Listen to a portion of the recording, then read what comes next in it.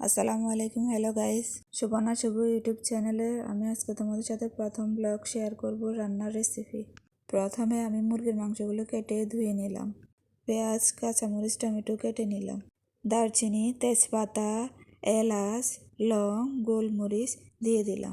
2 table spoon আদা বাটা, 2 table spoon রসুন বাটা, 1 table spoon মরিচের গুঁড়ো, 1 টেবিল স্পুন হলুদ গুঁড়া, 2 টেবিল স্পুন ধনে গুঁড়ো, 2 টেবিল স্পুন জিরে গুঁড়ো, 2 টেবিল স্পুন মিক্স মশলা, স্বাদ মতো লবণ দিয়ে দিলাম। 1 টেবিল স্পুন মুরগির মাংসের মশলা, অলিভ অয়েল, তেল দিয়ে দিলাম। দেওয়ার পরে সব মশলা একসাথে নেড়ে চেড়ে মেখে নিলাম। তারপরে পাতিলে তেল গরম করে মেখে নেওয়া মশলাগুলো ঢেলে দিলাম। হালকা আঁচে মশলাগুলো নেড়ে চেড়ে কষিয়ে নিলাম। এই পাশ দিয়ে আমি আলুগুলো কেটে রাখলাম। কষানো মশলাগুলোতে কেটে রাখা মাংসগুলো ঢেলে দিলাম।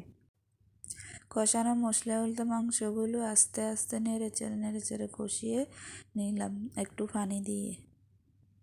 কষানো শেষ হয়ে গেলে মাংসগুলো আস্তে আস্তে একে একে তুলে নিয়ে একটা বাটিতে রাখলাম। মাংসগুলো আস্তে আস্তে ভেজে নিতেছি। এদিকে কষানো মশলাগুলোতে একে একে আলুগুলো ঢেলে দিয়ে আলুগুলো কষিয়ে নিতেছি।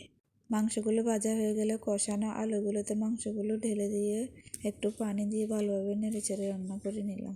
ভিডিওটি যদি ভালো লেগে থাকে লাইক, কমেন্ট, শেয়ার, সাবস্ক্রাইব করে পাশে থাকবেন।